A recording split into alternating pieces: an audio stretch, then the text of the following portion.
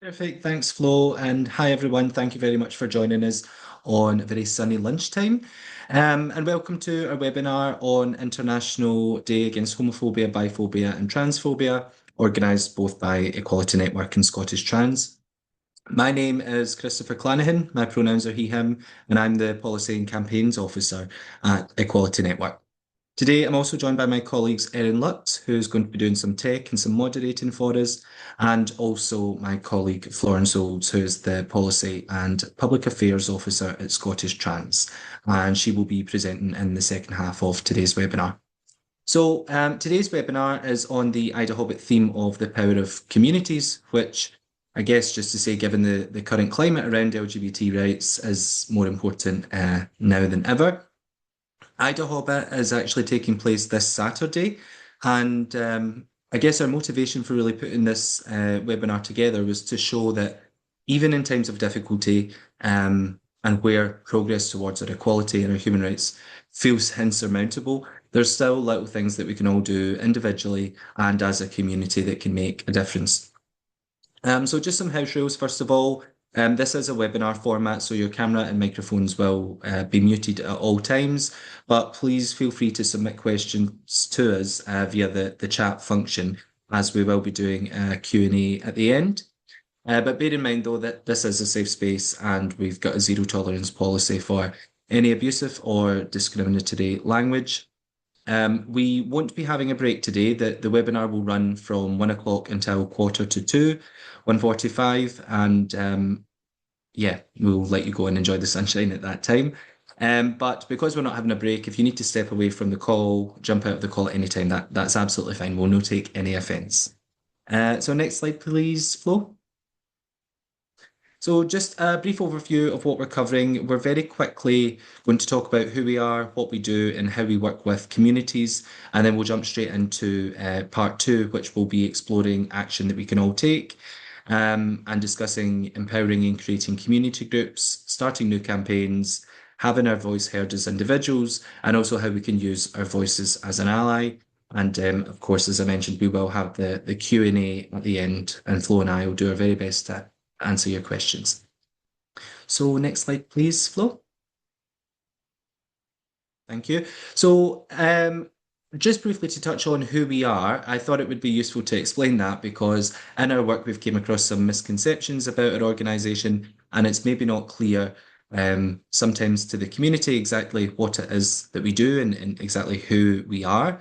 The first thing to say is that we are one organisation. Scottish Trans is not a separate organisation to the Equality Network, but is the trans-specific project of the Equality Network. An Equality Network is a registered charity in Scotland that works to improve the lives of LGBTIQ plus people in Scotland and make progress towards our equality and our human rights. And since the beginning, our work has always been founded on the engagement with and empowerment of diverse groups of LGBT people. As I mentioned, Scottish Trans is the trans-specific project working to improve trans equality, rights and inclusion in Scotland, and that project has existed since 2007. We've played a crucial role in driving change for LGBT people in Scotland to achieve real and lasting strategic change, including things like the repeal of Section 28 in Scotland, equal marriage legislation, legislation to address hate crime, and also the introduction of the NHS Scotland Gender Reassignment Protocol. So that's a little bit about who we are, but in terms of what we do, we're actually a very small team. I think there's 15 members of staff at present, and they are a mixture of full and part-time staff. But despite being a small team, we have a really large remit and we work across various teams. But to touch on our policy work, first of all, that is the vast majority of our work. That is the bulk of our work. And it's what sort of differentiates us from other LGBT organisations who are working in Scotland, because we are not a frontline service delivery organisation, but we tend to focus more on policy and influencing in more strategic spaces with public bodies and duty bearers like the Scottish Government, Scottish Parliament, Police Scotland, the NHS, and so forth. And the way that we do that in a policy setting is it's a two-way relationship. So we reflect the needs of LGBT people to duty bearers and policymakers based on their lived experience and our internal expertise. But then on the flip side, we then communicate what's happening in policy at any given time to the community across a variety of different policy areas.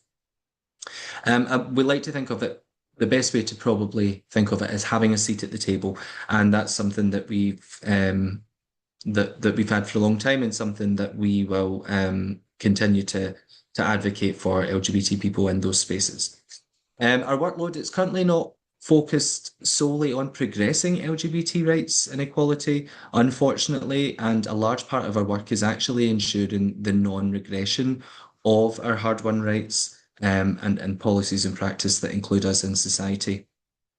Our current areas of work at the moment are on ending conversion practices in Scotland, trans healthcare, hate crime, human rights, mental health, and a few other areas around cost of living and poverty-related work too. We do this primarily in policy in a Scottish context, but we also do work at the UK level where we can, and we also do this internationally as well. So just to give an example, we recently took part in a United Nations committee review of the UK on economic, social and cultural human rights. And along with our LGBT partner organisations in Scotland, we submitted a report to the UN detailing the failings of the UK and in Scotland for LGBT people's human rights. And then we were also fortunate enough to give evidence in Geneva to that effect as well. So our policy operates across multiple dimensions across various different policy areas. But we also have a community engagement and development team, which is involved in working with LGBT community groups, organisations, and individuals across the country to build their capacity. And we support and take part in the majority of prides across the country as well. And we've recently shifted our focus to more rural and remote locations for prides. We also have a training officer who delivers LGBT inclusive training to organisations and service providers, and we have a disability, neurodiversity and inclusion team because we recognise that LGBT people exist across all different intersections of society, and that team not only ensures that our work internally is accessible and inclusive, but also they work with organisations externally to produce intersectional inclusive guidance and advice. So next slide, please, Flo. Thank you. There's a nice picture of our colleague Erin there. But on this slide, I want to talk about how we work with communities.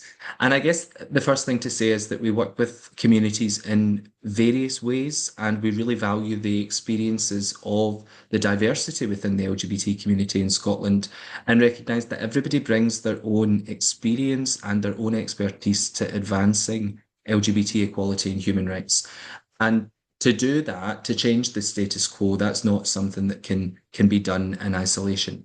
So there's often multiple different audiences and actors at play when we're engaging with the community, whether it be community groups, individuals, or allies. And that's necessary because we recognise that no one group or no one organisation can do absolutely everything. And that includes ourselves. And you don't need to be an activist or consider yourself an activist to become actively involved in with us and with our work. So as I mentioned, the areas that we tend to focus on are more policy focused areas, and we utilise that experience and our connections with the LGBT community to reflect that lived experience in policy and practice. But this is sometimes a bit of a balancing act. And it can be quite a fine line sometimes of navigating what the community wants and what the community thinks that we should do versus what we think is the most appropriate at the most opportune time. And as I've mentioned, that is a very fine balance. We do try to maintain relationships with the partners that we work with within reason. But as an intermediary, there's certain things that we might be prohibited from doing because of our funding or that we feel would actually hamper progress in the policy spaces that we're in. And that's why, as I mentioned, it's really important that we as individuals and organisations, whether LGBT plus or our allies, do what we can within our own remit, our resources and our capacity as well. because that's how we achieve sustainable change at the end of the day. And with that said, I think that leads us on quite nicely to some of the tips and skills that Flo's going to talk us through about how we can get involved to create change. So I will pass you over to Flo. Fabulous. Thanks so much, Christopher. Yes, so we're on to the next part of the presentation. I'll start my little timer and try and keep it to about 20 minutes, and then we should have time for some questions at the end. I also noticed that I'd accidentally written IDAHOBIT on the first slide of the PowerPoint, and now feel quite mortified about that. So I hope it was only me that noticed that, but I'm sure that's not the case. Um, I think the first thing to say about this section is I'm sorry that this looks and sounds so incredibly corporate. But sort of based, like similar to what Christopher was just saying, the sort of point I wanted to emphasize is that like we are, as Christopher said, like a funded charity that has members of staff, and we have, you know, a certain amount of influence and following and things like that. But we are only like a piece of the puzzle. Like great change and achievements in human rights are not often done solely by a charity of nice people asking nicely. You know, we're one part of the puzzle of making people's lives better in Scotland. I think essentially what I'm saying is that we need all different groups of people doing all different kind of things with different skills across the entire country and the entire world to make that sort of change happen. Um, Unfortunately, I don't have a like fun, handy manual of cheats and tips on how to exactly that you could do that instead of me. But hopefully, we'll be able to give a little bit of advice that will be helpful in making some change and having your voice heard. Um, I think, sort of to caveat this, some of the best advice I've had around this is if you see something that needs to be done and think that you can do it, you should do it. This came in the context of doing some communal cooking, so it's mostly about like whether you should chop onions or not. I think it does apply more broadly, and often, yeah, sometimes it can be hard to think like you can be the one to actually make that change. Sort of picking up on also, yeah, what Christopher said at the beginning, like we had the idea for this presentation and kind of put most of it together before the Supreme Court ruling. It felt very relevant then and feels even more relevant now. But it is quite a demoralizing and difficult time when it feels like we are losing rights and we are losing everything and things are going very wrong. And so it can be a time when we feel incredibly hopeless. Of course, that is like the most crucial time for us to do work.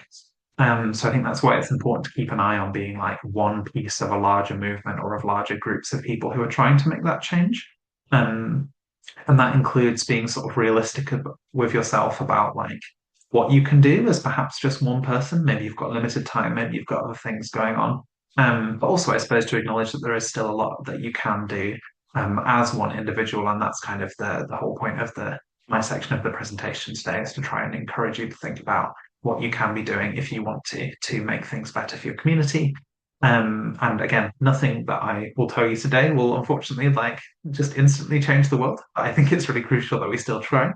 Yeah, when we were in the real depths of Supreme Court things, I saw this poem over a Muppets still on Instagram, and it made me cry. And I sent it to my friend, and they were like, "You only started HRT 2 weeks ago, and you're already crying at a Muppets poem." Oh, I think it's really beautiful and great. So, anyway, on with the actual sort of advicey portion of the PowerPoint. Um, so. There's many different places that we can make change, and with so many issues going on, it can feel really overwhelming if you sort of don't know where to start. So I think it can be helpful to consider like those different areas where you could have influence and think about them almost like in proximity or relation to where you are. So sort of at the bottom, maybe the most immediate kind of change is things in your neighborhood. This includes like local services. So that might be specific services for LGBT people, it might be health services, it might be food banks, things like that, like things that your people in your local area rely on. Is there any way that they are less accessible to certain groups of people? Is that something you could change? Your workplace or place of education or schools in your area. Those might be things where it's much easier if they're just sort of independent and close to you to have influence on. Sort of in the middle of things, there's media. That's both national media but also local media. And we'll talk more about media later. Local authorities, again, those can cover quite wide areas. But if you're targeting just one of them instead of all local authorities or like whole of Scotland, you can actually get quite a lot done, and they do have a fair amount of power to make change within their own constituencies. And then also there's larger organizations that might have sort of like bodies or businesses across the whole country. And so maybe aiming for some sort of national change on that front might make things better for people across the whole country. And then maybe right at the top, what feels like the most difficult to do, or the sort of widest change is sort of like speaking to influencing politicians and like political narratives and like what's being discussed in places where change is made, specific pieces of legislation you might campaign for, or even like changes in policy. And then also, I suppose, related to the sort of media politics side of things, like shifting the national conversation, like getting people to think about a specific issue that you feel people aren't speaking about. And this isn't necessarily like a scale of difficulty, but especially if you feel quite intimidated, it can be helpful to sort of focus on a particular issue. Um, and I actually think like, although it can feel counterproductive and difficult when you feel like you're aware of everything that's going wrong, actually like focusing yourself on a particular issue can be a really great way to make things feel a lot more manageable. And especially as it's kind of thing of like, if you're aware of one problem and then you start paying attention, you're aware of all the others, and you can very easily become overwhelmed and feel like, yeah, everything's completely broken. I find that like narrowing an issue down or even like looking at the intersection between a couple of issues can help. So you could narrow by location, by a particular issue, by the interest of a group of people, by an identity group, and kind of like looking for the middle of a Venn diagram between two groups of people can be a really great way of like finding that core group of people who will be engaged on a particular issue rather than looking for an entire group. Um, and similarly, if you feel a bit overwhelmed and you feel like your end goal is like liberation of an entire group of people from oppression, you need to start somewhere a lot smaller than that. So even setting things that feel like very small, like I am just going to try and get some people into a nice cafe and we'll have a chat to see what we want to do. Like that can take a surprising amount of organization. So setting things super realistic, which allows them to actually happen, also gives you the sort of confidence and experience and the kind of like nice dopamine hit of having made something happen when it hadn't happened before. And we'll talk a tiny bit more about almost like branding later, but like even coming up with like a name and a bit of an identity for your group can really like galvanize people into thinking like, oh, this is a thing in my area for people like me, and can make people sort of more likely to listen or get involved, even if it's actually just you on like an Instagram account or sending people emails. It can be really helpful. So as a bit of an example of this, of how like you might narrow down the scope of your group to try and find your niche and make a difference. Say if you might be a lesbian or a bisexual woman, like if that's all lesbian and bisexual women in Scotland, that's a huge amount of people with very different experiences. You might live in Dundee, and you might want to do local organising. So you might be like, okay, lesbian and bisexual women in Dundee. Again, still a huge amount of people with very different experiences, and maybe the only thing that ties them all together is, their sexual orientation. But perhaps you realize that you've had difficult experiences in healthcare, and you actually know quite a few friends who've mentioned difficult experiences in healthcare. So narrowing it down again to lesbian and bisexual women who live in Dundee, who want to raise awareness of issues they face in healthcare, that's a good way of going from like a whole community's issues to a thing that you could start a group about, you could have meetings about with a very like focused agenda, if that makes sense. So again, kind of like starting a campaign or starting a group or feeling like you're allowed to be the person who puts things like these together rather than waiting for someone else to do it can be really intimidating. I think the other side of that is if you do get it off the ground and you find other people who are as passionate as you are, who care about the same things, who want to make the same kind of change as you, it's also really sustaining, that it's not just you, and that there are other people who will have skills and experiences that you don't have, also who you can get support from and who you can rely on and who will rely on you, especially as people who've been involved in longer term organizing know you can get really burnt out, especially if things are really difficult and you feel like you're not making that change. So having other people around you is incredibly helpful. And likewise, you don't need to like have all of the skills to run an entire campaign by yourself straight away. You might have never done anything like this before, but you will pick up the skills by doing it and by learning from other people. even if they're skills that sort of transfer from other areas of people's lives that you might not think about. Like even like project management, of course, is like massively important in campaigning, but might not be the first thing that jumps to mind. So again, I think if you're starting a campaign and it can be really helpful. Again, set a realistic goal, think about how are you going to get people involved. Are you going to like put a flyer up in the local queer bookshop? Are you going to like ask friends to ask friends of friends? Are you going to go to pre-existing groups that you know exist and ask around? That could be a good way. Are you going to run it? Is it going to be in person? Could it be online? How often will people meet? How are you going to talk to each other? How do you keep things going? Things like that. Where can you get support? Again, are there other local groups that already exist who you could get resources and ideas and support from?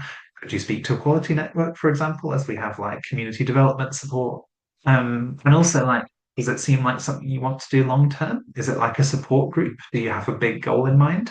Or actually, do you just want to say, like, do a fundraiser to save a local community space? And is it okay that you have an end in mind and that you will achieve that goal?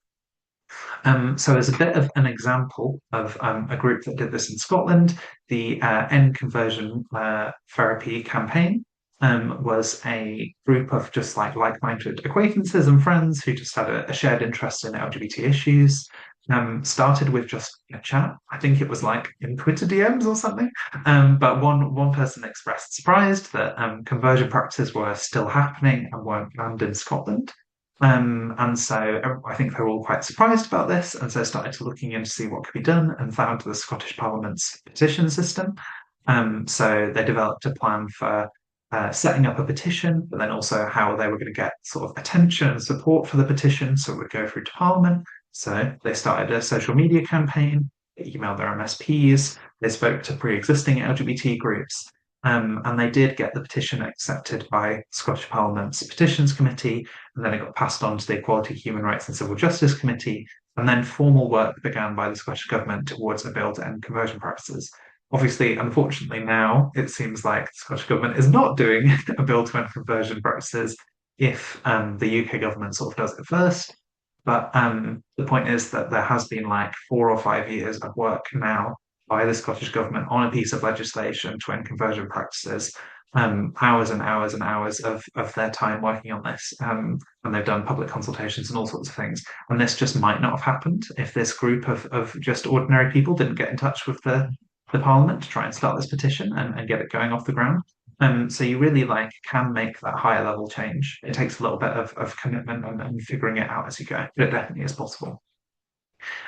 So far I've sort of talked about setting up groups. Oh, hi, Maud's come to join us. Obviously right in the middle of the presentation. But the group organizing like isn't for everyone, for a total variety of reasons. I'm gonna have to move her out of the way. She's knocking everything over. So group organizing isn't for everyone for like a whole variety of reasons. Like you might just be like me and just like not particularly enjoy leaving the house. You might have other commitments. You might have childcare. You might live in an area where you don't feel like there are lots of people around you. You might find it difficult to get online to organize. There's totally loads of reasons. But that doesn't mean that you still can't make change and get involved. I think emailing MSPs, MPs, other representatives is a really good way to go about this. Most of them have surgeries where you can speak to them in person, and you can also, this is actually terribly inconvenient. You can also get in touch and email them. And one really important thing about this is like, even if you don't have like a big piece of like, you don't have to be like, I want you to introduce this piece of legislation on my behalf. Even if you just have an issue in your life or an experience that you want them to know about, it can be really helpful for your elected representatives to have like a face to attach to an issue. Politicians talk about and deal with like so many different like varieties of issues that they have to talk about often in a very abstract way. And so having like a real person who they can attach to those issues is incredibly helpful. And sometimes they might bring up what you say in Parliament and almost like be able to use you as an example of why things need to change or what's happening to a certain community, which is really powerful. If you feel up to writing, you can write into newspapers, magazines, blogs, like anywhere that will have you. There's varying degrees of anonymity on this. But experience columns are something that's very big in a lot of publications.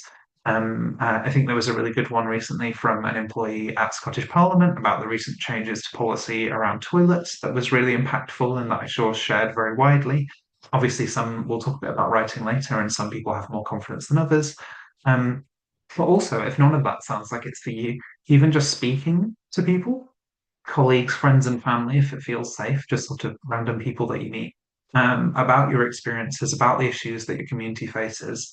Like obviously only do that where you sort of feel safe and it feels like it's sort of worth doing. But you'd be quite surprised at like how little people know about what can feel to us like such massive struggles. And that even just like a little bit of information, a little bit of context can really like start be the beginning of people sort of like changing their perspective on things. And I think I always think of this in the context of like starting people on a sort of journey of understanding an idea or a struggle or a concept. Like you'll never have a conversation where you completely convey the entirety of what's happening to a group of people to another person in like one chat, unless you're really good, I guess. But you might like begin the process of something for someone of understanding something. Lots of people also want to know what they can do as an ally. So if, say, for example, you're not like an LGBT person, but you maybe have LGBT friends and loved ones, or you just think it's an important issue, lots of people are really anxious about like saying the wrong thing or speaking over people, or not quite knowing all of the facts and figures. And I really understand that anxiety, and I think it's things that lots of people deal with. But I also think it's better for people to speak up sort of like imperfectly than to like worry themselves into silence and inaction. And lots of times I've heard like people who feel like very unlikely allies say really wonderful things. And even if I'm like, that's maybe not how I would have put that, like it's still really reassuring to hear from people sort of outside of your groups that they are supportive of you. And also I think in fact, bizarrely, like knowing sort of less about a topic and just sounding like a normal person who cares about it is probably more convincing than if you're like, here's all of the facts and figures, because that's again not really what changes people's minds in the long run. And also, especially if you're speaking to, say, if you're like a person who isn't trans, speaking to other people who aren't trans about trans people, you have an influence that we would never have, because you're like outside of that group and people are more likely to listen to you. Again, people are very anxious of like speaking over people. So if you are in a group organizing, this is something that you might want to be considerate of. But if you're really, really worried about it, look for who is speaking already or who isn't and think about how can you support them? How can you amplify their voices? How can you learn from them and share what they're saying with other people? But really, really don't let it stop you from doing something because that is the exact opposite of what we need, I think. Also, what could you do if you're, say, a part of an organization? So, some organizations, like if you're part of a business or an interest group or a union, like us as a charity, there might be limits on perhaps the kind of things that you can do or you can say, and that's very understandable. But also, like being part of a certain group of people might give your voice extra authority. It might mean that you can act as a group of people and make statements as a group rather than just having all being focused on you as an individual, which I think can be really helpful. So, say recently, I think it was the BMA who spoke up again about the Supreme Court judgment and made comments about how they felt like it was like scientifically inaccurate. And again, like that them all being people who are part of the British Medical Association really lends that statement credence. So it can be really important to speak up as a group that seems unrelated to the issue that you're speaking about. But also, if you're just part of a sort of a workplace and you kind of want to make things better within that area, even if you don't have, say, any trans staff or any LGBT staff that you know of, you might think like, well, what sort of problems would somebody encounter if they joined today and they were LGBT?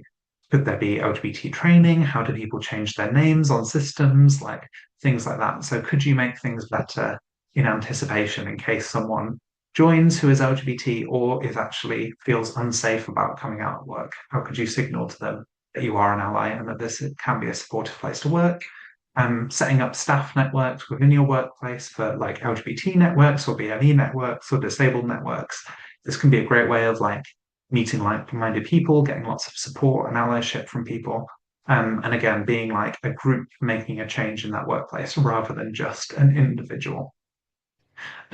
So last, I'm running a little bit over, so I'll go very quick. I wanted to cover like a few of the different things that you could do. So already sort of talked about writing to your MSPs and your MPs. You have one MP, but you have 8 MSPs of a variety of different political parties. And even if they don't sort of agree on every issue, they should try and represent you as a constituent. Actually, mobilizing your MSPs and your MP can be super helpful if you're working on a very particular issue and you're kind of stuck. Having the power of them looking into things for you and sending letters and bothering people is really helpful. I did it when I was having a problems with the benefits system, and it really, really helped to have my MP sort of snooping around and asking questions. And also, a real sort of top tip is if you're emailing your MSPs about a particular issue, if you email all of them in the actual same email, they sort of can sometimes like to try and get back to you first. So that can be a good way of getting a response. And also, when you're speaking to your elected representatives, you should obviously be polite. You definitely shouldn't be abusive, but you don't have to be super formal. You don't have to speak in a way that you wouldn't normally or pretend to be somebody else.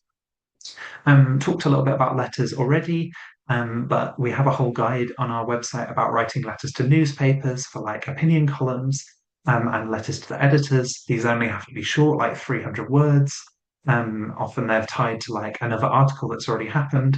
But you can write them very quickly if you get into the habit of it, and they only need to be about like one specific point. And a lot of them, unfortunately, in the minute are very anti-LGBT and anti-trans. So if what you want to do is sit down once a week and write a couple of letters to the editor, I think that can be incredibly valuable, especially as politicians do read them as well. You just want to be considerate of what you're sharing and what you feel comfortable sharing, as your name might be attached. Um, and social media, we talked about this with throughout social media campaigns, like relatively easy to set up, but they work best when they're very connected to a specific issue that you're working on. Um, you might want to think about what you want to use your social media campaign to do. So are you raising awareness? Are you pushing for a piece of legislation? Are you trying to change corporate practices, apply pressure? Having separate branding like for the campaign rather than just using your personal account really gives you a bit of like clout and can really help you say like get meetings that you might not get as an individual and can be really helpful for like media engagement. And a good way to get that kind of engagement is like follow lots of journalists and politicians and people who are talking about social issues online. Reply to them a lot, and you will slowly build up that visibility. Unfortunately, social media is very different now, as we know, than it was a few years ago. So it can be quite hard to get the kind of reach that it was before. But if you're targeting a specific group of people who you have in mind, you actually don't need to get through to that many people to have a big impact. And then finally, on this point, a lot of what we've talked about today has been very like campaigny and has felt quite big. I'm also a huge advocate of like just setting up social spaces, especially now, is like absolutely vital. And when people are feeling more worried, more isolated, just having that like nice group of like-minded people that they can go to for comfort and chats and have a regular nice thing in their calendar is actually huge. And it's really, really helpful for so many people. And you might even find if you do set up a group, say it is like a specific group, say it might be like for disabled by people in your area, for example, by like hitting the middle of those two groups, actions and campaigns and issues that people are facing and want to work on might like come out of that organically. And you might sort of, yeah, more organically form a campaign rather than kind of being very structured about it. And also, obviously, people are excited to be doing things in person, but it's really important to not forget about online groups and the utility of being able to connect with people who might not be able to come to things in person for a variety of reasons. So, my very last slide, and then I'll stop talking, is sort of like a bit of a prompt to think, and I will send around the slides. So don't worry, you don't have to scribble all this down immediately, but it's just a few questions to help you think. If you were going to start a campaign tomorrow, what would it be about? What would you want to actually do? Would you be doing it on your own? If it was a group, what kind of group would it be? What would you like to do? What skills do you have? What skills do you not have? Where would you meet? These kind of things. And also like what's stopping you? What's holding you back? And that also is a rhetorical question, but it might not be a rhetorical question. It's very fair if there is something that's actually holding you back. And so please don't feel bad about that. So I think that's the end of the presentation. So thank you, everyone. And we have about 5 or so minutes now to do some questions. Um,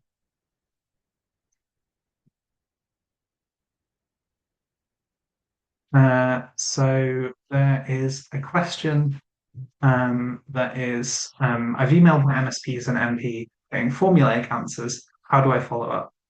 I suppose it might be worth trying to follow up again. Often many MSPs and MPs do have like boilerplate messages that they will send back to you. And so you could try sort of following up again, try to send something that's more specific to your situation. But if you are still getting absolutely nothing, it could be worth looking into seeing if they do have surgeries where they meet constituents, and then hopefully if you feel comfortable, if you can meet them face to face and ask them the question, it'll be a little bit harder for them to give you a formulaic answer if you're looking them directly in the eyes. Yeah, that was going to be my point as well. If my MSP or MP wasn't answering me, I would ask for an appointment to go and speak to them in person and say, why have you not responded to my email? Yeah. So a few are coming back now. Um, so, oh, hold on, sorry. There is one here on any advice on how to support the consultation period coming up around the EHRC guidance. So yeah, I suppose this is specific to the EHRC will be consulting on their statutory guidance in relation to the Supreme Court ruling. I think they've suggested that they'll be starting this on Monday, I believe, and that I think it will be going for like 5 or 6 weeks, which is great because it was just going to be 2 weeks, which is not long enough. I think we will be trying to like put out guides and more information about how people can respond to this. But I think something that would be really helpful is like these consultations can often be quite long in responding to them and quite difficult. So maybe if you have a group of people who you know would like to respond to it but haven't found the time, you could set up like a call or a meeting in a cafe or have people over for dinner or something to get people together to sit down and write those consultation responses. Ideally, it'd be great if there are resources from organisations like us that can advise people on how sort of the kind of things that you can say in response.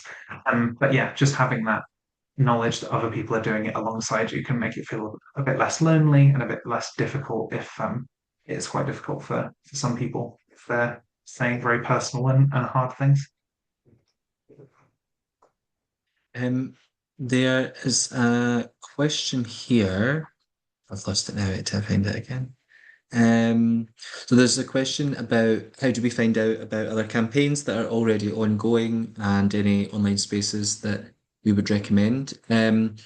Social media is a blessing and a curse, but oftentimes that can be a place where people are sharing campaign information or seeking sign-ups to a petition, for example, or information about a protest or a demonstration. For us, I would say that we communicate all of our ongoing campaigns and issues that arise within them via our social media channels, but also via our newsletter. And if we think that there's something pressing, then we will send out a newsletter about it to update the community.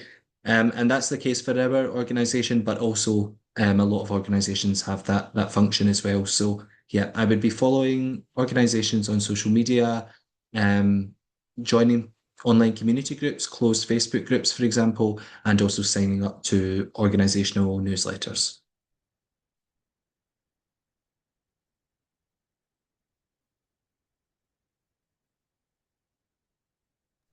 Sorry, I was on mute. Very embarrassing. There's a question. Someone is running a IDAHOBIT event at the weekend and starting a campaign group here, which is fabulous. Any advice or tips for holding the space and what to cover?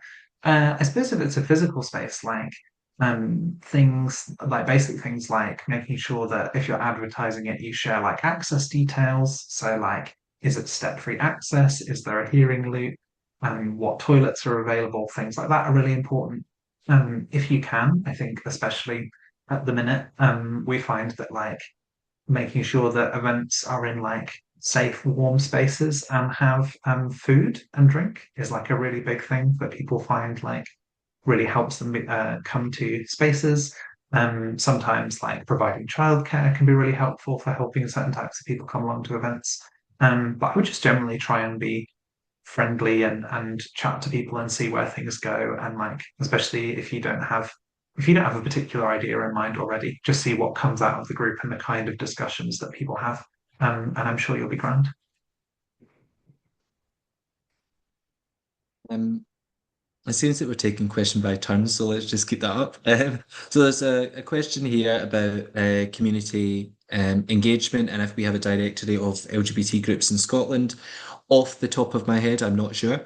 I would definitely need to speak to our community engagement and development officer, but if there's any groups that you're looking for in your local area or in particular, you can definitely get in touch with us and we can see about setting that up or sharing more information about some of the community groups that exist.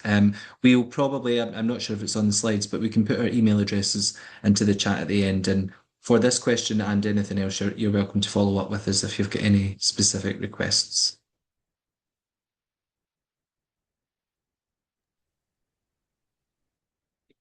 Well, so there's a question, what would your advice be on getting involved in charity work that's already existing? Would you suggest this is generally easier than creating your own groups? I think it really depends like what kind of work you want to do. As we discussed briefly, like charities are limited in the kind of things that they can do. And often they have like full-time staff or structures in place, and even structures of like what they want volunteers to do. So for us, for example, like most of our volunteers are people who help us out at prides. But like because there's not that many of us, we unfortunately don't have the time to like incorporate volunteers into say like policy work as much as we'd love to be able to do that. It's just like quite a difficult it would take a lot of time and resources that we just don't have. So I think like if it looks like a charity is doing something that you're interested in that you think you could help, definitely like get in touch with them. But if they don't have the capacity, or if they just aren't able to have you as a volunteer do the kind of work that you would like to do, then I think starting your own group is definitely a great idea. And like you could even get in touch with them and talk to them about it. Especially if you're doing like something in a similar area, because it's good to not step on people's toes. But they might be like, "Oh, wonderful that you're working on this. Here's some tips to get started," and give you some resources and support. So yeah. I'm going to answer a question now about any tips for getting through to the heads of large corporate orgs. My org has really got their heads in the sand and we'd like them to support us trans staff. I think that's um, it's a difficult one, but I think there's definitely things that you can do, whether that is collectively within the staff team and pressuring senior management to listen to your concerns. In addition to that, there may be existing channels within a business or an organization that you can use, like survey feedback, complaints mechanisms, and using all the avenues that are available to you. It also might be worthwhile as well if you can identify your allies within an organization at a more senior level and sort of breaking it down and trying to convince maybe one person to raise your issues to senior management and trying going in that way. Unfortunately, there's no sort of one size fits all for this. I think it really depends on who's at the top and which organization it is.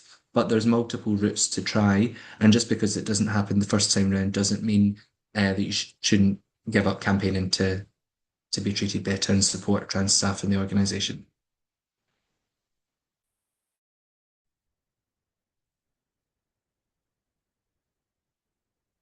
So there's one here. Do you have any recommendations for people who want to get into policy research and analysis space? Have the education and basic skills, but do you have recommendations for getting more experience? I think like the main thing, well, I suppose speaking from personal experience, the thing that really helped for me was getting an internship, like a paid internship. I got one at the Scottish Government working on policy. And yeah, maybe that's not great advice. I don't know how rare those are and how difficult that is.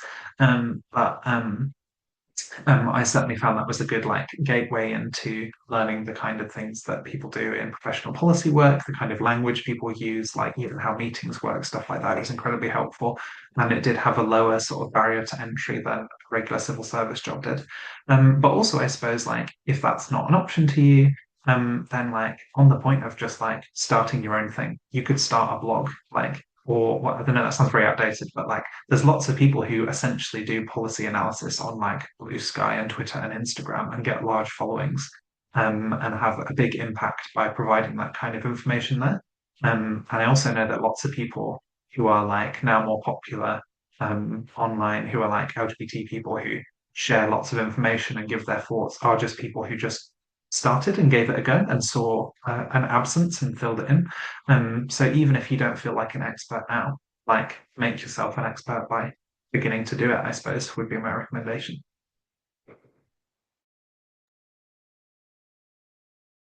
I'm going to answer the question, will Scottish Trans be campaigning both Scottish Government and UK Government to amend the Equality Act after the Supreme Court judgment? And I think the only thing we can really say on that at the moment is that the Supreme Court judgment has happened and that there's various interpretations from academics, lawyers, and public bodies on what the judgment means in practice. There has been the EHRC interim update, but that's not the full consultation and statutory guidance. And so we'll be responding to the consultation when that's publicly available, and we'll need to consider the way that that consultation is posed. There's two questions left, so I'll do one, and then Christopher can do the other, and then we'll close out.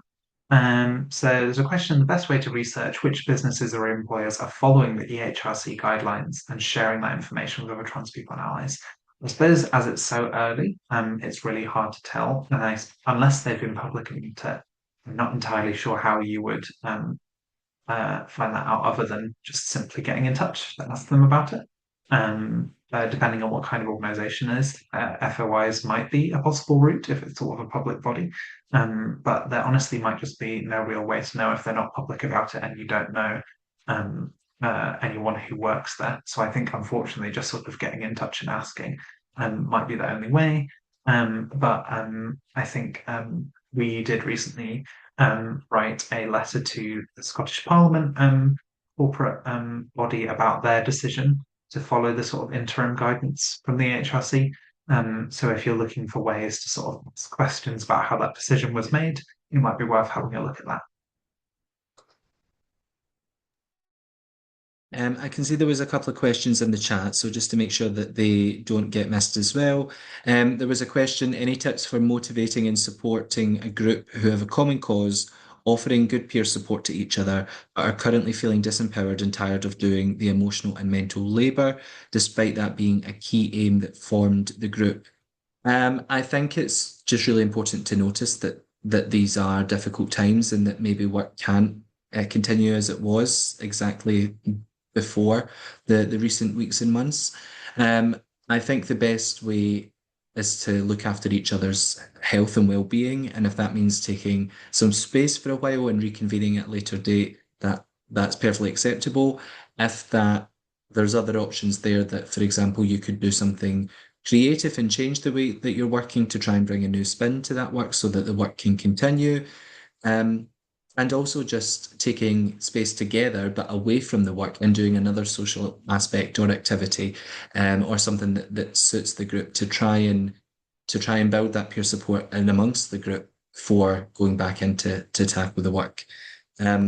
Again, it's quite subjective and there's no one size fits all for that. Some people might not want to take part in a social activity or get creative with their work. Others might, but I think it's just looking at various options to come back to the work and make sure that staff health and well-being is upheld in the meantime.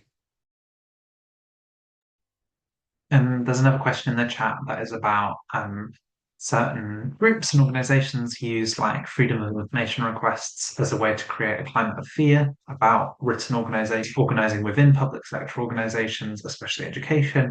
Any advice for dealing with this?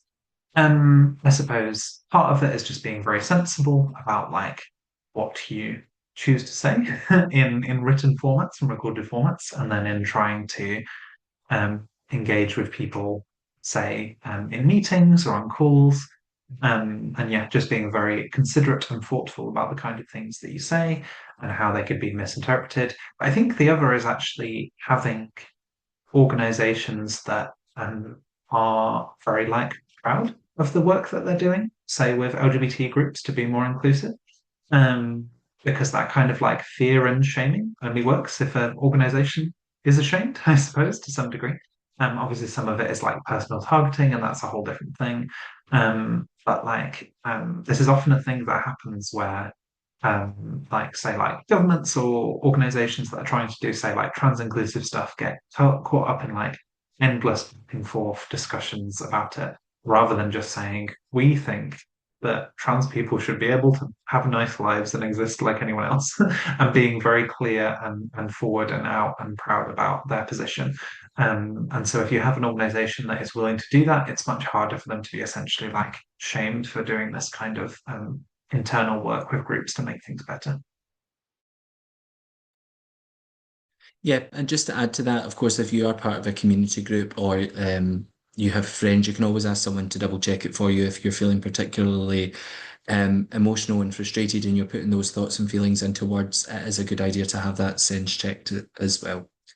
Um, I think there's maybe we've got one question left. Any advice for those working with young people and young adults specifically? Um, I I must admit that that's not really my area of expertise. For these issues, we tend to defer to LGBT Youth Scotland, another third sector organisation that works with LGBT children and young people, who have more expertise there. Um, but just to say that I think work with children and young people is very much important, and their voices should be heard in policy spaces as well. Sorry for leaving that one to you, Christopher. But I think that is us. We're a few minutes over, but thank you so much, everyone, for coming. I'll send the slides around. I'll send a recording of the video of the session if you want to share it with anyone. And we've also got the feedback form that Erin shared. It's just really helpful. It should take a minute or two to fill out. It just helps us improve future events, but also it's great for demonstrating that we've done nice things to our funders who help us run events like this for free. So thanks so much, everyone, for coming. And hopefully see you all soon. Have a lovely day, everyone. Thank you. Bye, everyone. Bye.